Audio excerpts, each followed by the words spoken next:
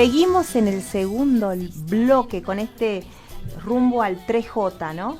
¿Qué es el 3J? Porque nosotros por ahí hablamos 3J, 28M, pero bueno, la audiencia por ahí recién se está incorporando a este programa y bueno, el 3J es el 3 de junio, que desde hace 10 años venimos reclamando el colectivo feminista el Ni Una Menos. ¿Cómo nace esto?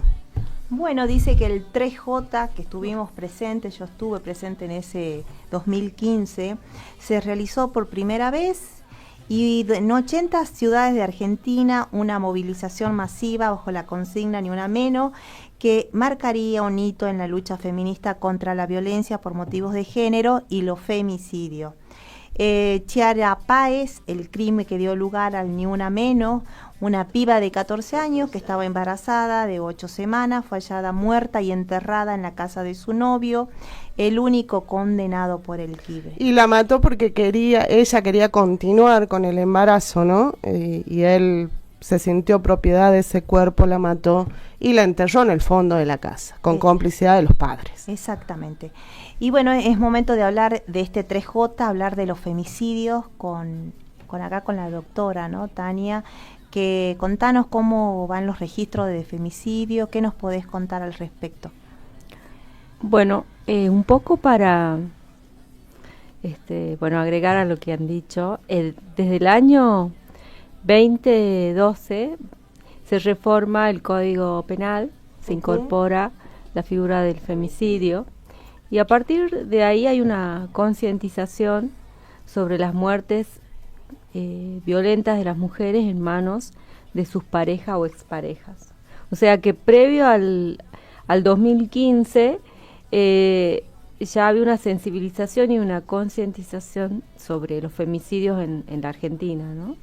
Y cada vez, más agresivo, más aberrante, y este último que fue de Chiara, el que detonó todo este movimiento de Ni Una Menos, atroz, una chica de 14 años embarazada de la pareja 16 años, y donde se notó con esto la ausencia del Estado, ¿no? El Estado que no acompaña a las mujeres y que hasta ahora también estamos, más ahora con un gobierno neoliberal, el Estado ausente, ¿no? Donde no hay campañas institucionales para prevenir estos tipos de delitos, y donde el Estado no tiene ninguna política hacia las mujeres y hacia los varones, ¿no? Porque es muy difícil, Carmen lo sabe, el tema de incorporar las masculinidades o de derribar esas masculinidades hegemónicas, ¿no? Donde está toda la sociedad atravesada, jueces, fiscales, donde tenemos en estas sociedades altas fiscales federales denunciados por violencia, abogados por un femicidio, jueces denunciados por violencia de género, o sea, atraviesa todas las capas sociales y cualquier mujer de esas distintas capas social puede ser víctima de violencia, ¿no? Y en Salta, también en el 2015, cuando comienza a funcionar el Observatorio de Violencia contra las Mujeres, es el primer observatorio que empieza a trabajar sobre los registros de femicidio, ¿no? Este registro que tenía las características de tener datos oficiales de distintos organismos y de datos dados por los distintos medios de comunicación. Y en ese momento que fui una de las que integré ese primer observatorio, lo que contábamos era con el no dato. O sea, claro. No había datos para trabajar y no había organismos que estén trabajando, salvo la Corte a nivel nacional, que ya venía la Corte con la Oficina de Mujeres, porque quien la crea, obviamente, que la gran jurista Argibay, ¿no? Así que ella fue una gran precursora. Hay muchas mujeres que trabajaron, por supuesto, en este tema y que también están olvidadas, ¿no? Porque no nace en el 2015, sino un trabajo previo de muchas mujeres pensantes y feministas. Y bueno, a través de los registros de femicidios se empiezan a visibilizar las muertes de las mujeres en manos de los varones, y en Salta se trabajó mucho en la sensibilización. Se hizo un spot institucional que tuvo un premio internacional, pero que el gobierno de aquel entonces ni lo han difundido, ¿no?, masivamente, y creo que es el único material que existe hasta ahora. Abramos los ojos se llama, que el realizador junto con el observatorio obtuvieron un premio en ese momento a nivel internacional. Y bueno, hoy contamos obviamente con datos oficiales de la Corte de Justicia de Salta, de la Oficina de la Mujer, y también el observatorio sigue manteniendo estos datos estadísticos. Pero bueno, el reclamo permanente es la actualización de datos y que también se incorporen otros datos como la tentativa de femicidio o el suicidio de mujeres en este contexto de violencia, ¿no?, que son inducidas o que no tienen ninguna otra salida que el suicidio mismo, que atentar contra su propia vida. Y recordamos la tentativa a principio de año, que fue la primera en Orán, ¿no?, un lesbicidio, donde contamos con la noticia pública, pero después nadie nos informa sobre los avances de esa causa. Y esto quiero que quede claro, que tanto los femicidios, tentativas de femicidio, no tienen por qué estar en las páginas de policiales, porque en realidad es una violación a los derechos humanos, donde no es una figura penal hacia una mujer o hacia el agresor que atenta contra una mujer, sino que tiene esta característica, ¿no?, que el Estado no pudo acompañar y no se pudo prevenir esa máxima violencia hacia las mujeres, que es el femicidio. Recordemos que el femicidio, que es la muerte violenta de una mujer por su cuestión, por el solo hecho de ser mujer, ¿no?, por su cuestión de género, es la violencia más feroz, pero existen otras violencias que se dan mucho antes, ¿no? Violencia psicológica, otras violencias físicas. Es en escalada, en realidad. Claro, que luego en muchos casos terminan en femicidio. Y en esa escalada de violencia hay una ausencia del Estado, de los estados, tanto provinciales como nacional, para poder llevar adelante un acompañamiento hacia esas mujeres que sufren violencia y poder prevenir esos femicidios, ¿no? Yo quería hacer una consulta a Tania con respecto al caso de Cerrillo, ¿sí?, donde se burlaron, digamos, de alguna forma de los protocolos, ¿no?, que tiene que tener los policías. No habían realizado algunos procedimientos, era como todo un desorden a la manera de recabar datos y demás. ¿Hay un protocolo vigente? ¿La policía lo tiene? ¿Cómo es el procedimiento? No sé si fue previo o después del hecho. Después del hecho. Hay un protocolo que lo maneja, hay una fiscalía especializada de femicidio, hoy está a cargo de la doctora Sodero, y bueno, ahí con este protocolo, que es un protocolo internacional, ¿no?, de muertes violentas hacia las mujeres, y que toda muerte violenta hacia las mujeres deben ser investigada como femicidio. Ese protocolo está vigente y bueno, tiene que ser aplicado. No sé cómo fue el caso realmente de cómo la policía no investigó, no guardó las pruebas, pero sí hay. Si es así, permanentemente hay capacitaciones. La policía tiene que tener capacitación con perspectiva de género, tiene que tener personal especializado, y si no fue así, obviamente que hay una responsabilidad del Estado y debe ser investigado.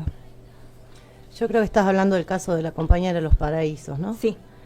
A mí me parece gravísimo. Uh-huh. Me parece que es una muestra de las miles de injusticias y de femicidios que se tapan. Y en este sentido volvemos a decir es feminicidio ya. No porque solamente es el Estado. Porque es el Estado con todas sus fuerzas la que garantiza que no solamente la que garantizó la muerte, sino que aparte garantiza impunidad. Da las condiciones. Pero aparte garantiza impunidad, porque también todo ese cuerpo policial que fue tenía al consigna lugar. fija. Ella tenía consigna, pero aparte le toma, la da por suicidada y le dicen, sí, entiérrenla. Son las hermanas las que encuentran las pruebas, las que le dicen, no, esto no se ahorcó porque acá están las pruebas, acá está esto, está lo otro. La verdad que es un bochorno lo que pasó con todo el CIF, Claro. todo el cuerpo, no solamente de policía, sino de investigación. O sea, decirle que la entierren y que se tengan que poner las hermanas en pos de defensora, contar toda esta historia y sacarla a los medios para que por fin puedan ser escuchadas, la verdad que es una muestra pequeñita y lo pudieron hacer porque esas compañeras, esas hermanas tuvieron la fuerza de no callar y de pedir justicia, porque podrían haber hecho caso, como en tantos pueblos, en tantos lugares en donde caso omiso a la familia o a las hermanas o a las amigas, Sí, como el caso de Jimena Sala, que se cremó el cuerpo. O sea, donde yo creo ahí es responsabilidad obviamente lo del Estado, de los fiscales y el CIF, porque el cuerpo es todo el cuerpo de policía la prueba. en este es momento la prueba de debieran investigación estar fuera de las funciones de su cargo, y de la misma manera creo que debiera de estar fuera de sus funciones todos los abogados denunciados y las abogadas que no creen en la violencia de género como si fuera una cuestión de fe. Esa gente no puede estar en los lugares de juzgamiento de esas mujeres a las que ya juzga antes de juicio. Exactamente. Por eso está la ley Micaela, que es de una capacitación permanente, que bueno, que tampoco con esta nueva ola de que no hay violencia, que las mujeres no sufrimos violencia, no hay datos oficiales si se está cumpliendo con la ley Micaela, si se está capacitando la ley Micaela, aclaremos que hagan una ley y que después no reconozcan la violencia, o que hagan una ley, la rinda el secretario, la rindan por internet y después no la apliquen, no nos sirve, ¿no? Que lleguemos a pedir justicia a un juzgado y que nos juzguen antes por locas, por putas, por pobres, a veces consumidoras de drogas, o un montón, porque hay un montón de víctimas que no entran en la buena víctima, ¿no? Eso, como hablamos siempre, el tema de la construcción de la buena víctima. La jueza que me tocó a mí, antes de juzgarme, puso por escrito que yo era quilombera, que iba siempre contra la justicia, y eso es antes del juzgamiento, y estoy hablando de un caso personal por no hablar de los miles de casos de compañeras que acompañamos, que aparte las desalojan, le quitan los chicos y la vulneran y violentan en miles de formas, en ¿no? miles de formas para que abandonen denuncia, ese reclamo, que aparte es causa justa, ¿no? Porque aparte cada una de nosotras que logra salir de esa y obtener justicia alienta a otra y acompaña a otra, ¿no? Entonces, ese disciplinamiento constante a quienes denuncian hace que, lejos de lo que ellos dicen que nosotras denunciamos por denunciar, cada vez seamos menos las que denunciamos porque no obtenemos justicia, ¿no? Si yo había sacado un promedio de mirando las que somos nada más, solamente 2 de 10 denunciamos, ¿no? Eso pasa. Bien. Tania, quería hacer una consulta y después tengo 2 saluditos. Con respecto al informe anual, ¿no?, que da el observatorio, ¿tiene algún sesgo? Mirando con tus ojos, tus anteojos violeta.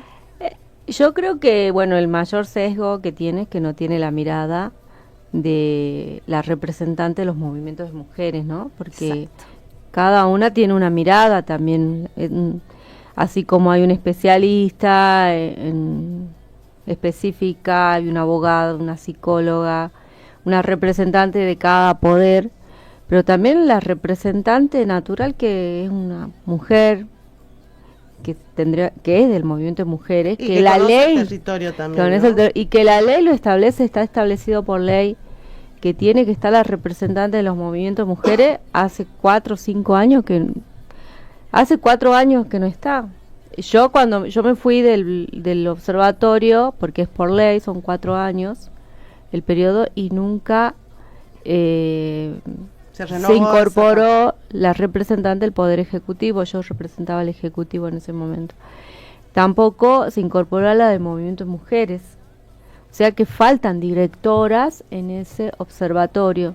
Y es muy importante la mirada porque yo a través, cuando estaba en el Poder Ejecutivo, el diálogo es directo, el Estado Ejecutivo sabe lo que se necesita, o sea, está ese nexo, ¿no?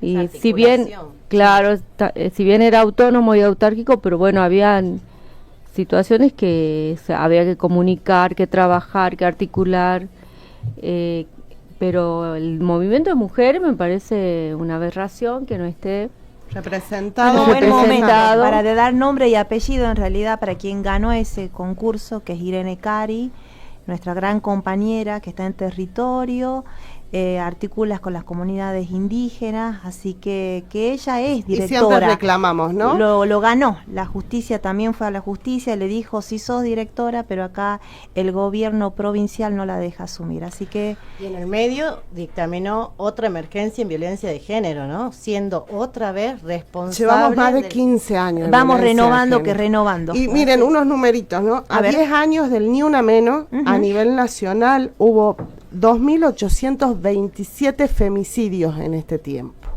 Hubo una muerte violenta de una mujer cada 31 horas.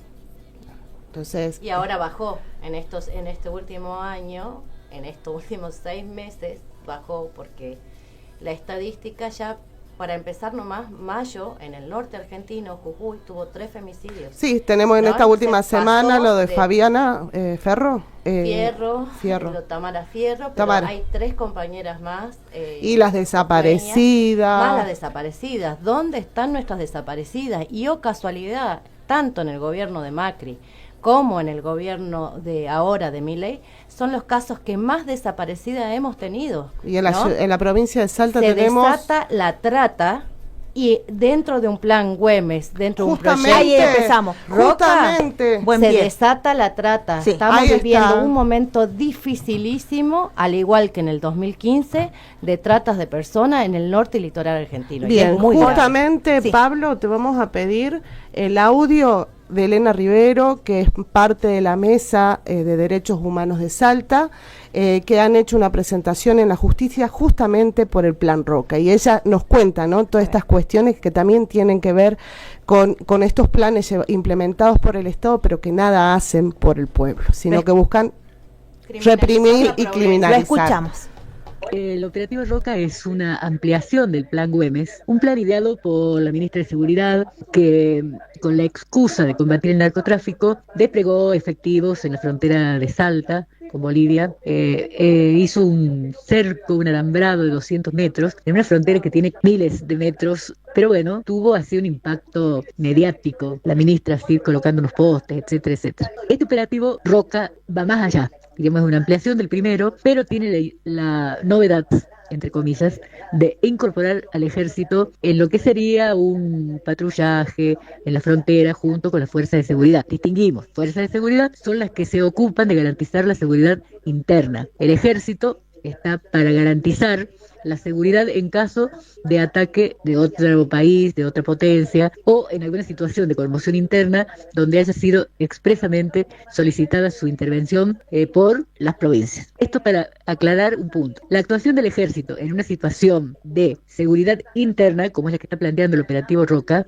es absolutamente inconstitucional porque hay leyes que prohíben expresa y tácitamente al ejército hacerse cargo de la seguridad interior. Nosotros, la Mesa de Derechos Humanos de Salta, que está integrada por 4 organizaciones, familiares de detenidos desaparecidos, HIJO, Asociación Coca Gallardo, Asociación Lucrecia Barquet, junto con la Liga de Derechos Humanos y junto con la Asociación Dr. Miguel Ragone, hicimos este recurso que se denomina recurso colectivo preventivo. Ante esta medida dispuesta por el Gobierno Nacional y corroborada por un artículo, una resolución 437 que es del Ministerio de Defensa de nuestro país. Nosotros entendemos que el combate contra el narcotráfico es importante, lo apoyamos, estamos de acuerdo, pero no estamos de acuerdo con que justamente se utilice al ejército y al resto de las fuerzas de seguridad para realizar operaciones absolutamente arbitrarias en la frontera.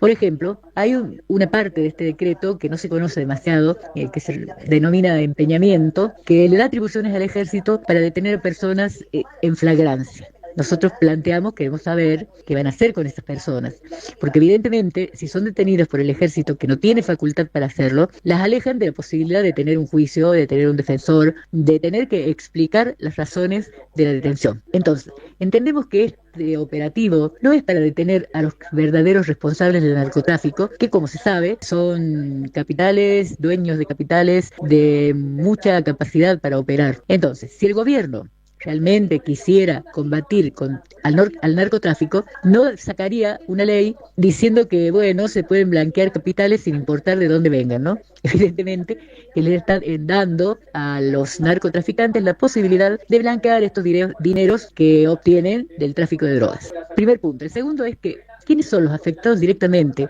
por este operativo? Que va a desplegar 19.000 militares en la frontera. Y son justamente los bagalleros, los pueblos originarios que habitan esa zona y todos los migrantes, es decir, la gente que ingresa al país, que será mostrada luego como un trofeo, como hizo Patricia Bullrich cuando la gendarmería asesinó a Fernando Gómez, un bagallero ahí en Aguas Blancas, diciendo que era un narcotraficante, cuando solamente estaba transportando hojas de coca. Entonces, creemos que este plan vulnera las garantías constitucionales para poder transitar dentro del territorio. Vulnera los derechos humanos porque no establece normas claras y porque deja en manos del ejército y de las fuerzas de seguridad la vida de los que transitan en esa frontera. Por eso nosotros estamos llamando a la gente diciendo que sí queremos que se controle el narcotráfico, pero exigimos reglas claras y exigimos coherencia. Hemos visto que, por ejemplo, en el río Paraná hay una cantidad la última fue la denuncia del barco ese de bandera, no sé, coreana, no sé, que traía una cantidad importante de drogas, que fue denunciada por el capitán del barco, no por un trabajo de inteligencia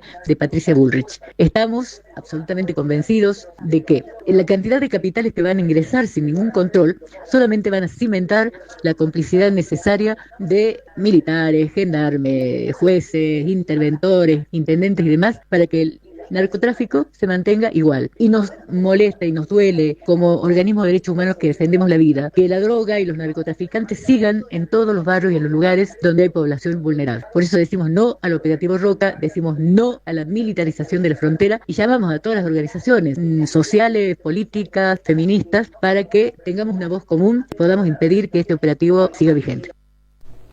Bueno, agradecemos el audio de Elena Rivero, ¿no? Seguramente ya más adelante la invitaremos para a analizar las esto. Compañeras más Sí, viejas, ¿no? Exactamente, porque son y 58, tenemos que ir cerrando. Estamos agradecidas, ¿no? Porque hayan venido estas grandes compañeras, referentes históricas, queridas, amadas. Te manda saludo Carlita y Barbie, Sofía, especialmente saludo a la dirigida. Silvi, que también está escribiendo. Por supuesto. No sé, ¿alguna última reflexión cortita antes de que nos vamos? ¿Dónde están nuestras compañeras? ¿Dónde están las que nos faltan? Queremos aparición con vida de todas las que no están y justicia por todas las que se llevaron este sistema patriarcal y por aquellas que todavía no obtienen justicia ante los intentos de femicidio y lesbicidio en esta provincia. Eso. Tania. Bueno, la lucha en este contexto de las mujeres es una lucha difícil, por eso las esperamos a todas, todes. El 3J, ¿no? El 3J, en Salta, el 3J, donde bueno, todas las compañeras se organizan, se hacen sus estrategias para reclamar, seguir reclamando. Las leyes están, se tienen que aplicar. Todo está en peligro ahora. También quieren derogar la ley que conseguimos después de tantas luchas, tantos años, de la interrupción voluntaria del embarazo. O quitar la figura del femicidio también. Quitar la figura del femicidio, civil. que no hay violencia. Donde el Estado desconoce, hay un desconocimiento total de este sistema patriarcal opresor. Y bueno, así que nos tenemos que encontrar con todas las compañeras en las calles. Exactamente, nos encontramos el 3J, nos siguen en la página, en nuestras redes sociales, vamos a Ahí confirmar. vamos a informar el día, horario y las actividades que tenemos previstas, que venimos trabajando, ¿no? Porque todo esto nos insume trabajo y voluntad, ¿no? Y dar a conocer todas estas cuestiones que decían nuestras compañeras desaparecidas, nuestras compañeras asesinadas, y vamos a reclamar y a decir ni una menos, ¿no? Como hace 10 años. Se suicidaron también, Exactamente. no nos olvidamos de ninguna. Por todas supuesto, están Sofía. con nosotras, Tal todas cual. están con nosotras. En cada pasito que damos, en cada avance y en cada lágrima, llevamos con nosotras nuestras hermanas, nuestras muertas, y pedimos justicia. Bien. Exactamente. Ni una menos y nadie viva se nos salve queremos. solo. Exactamente. Y viva nos queremos. Y viva nos queremos. Esto fue Lenguas Insurrectas. Insurrectas.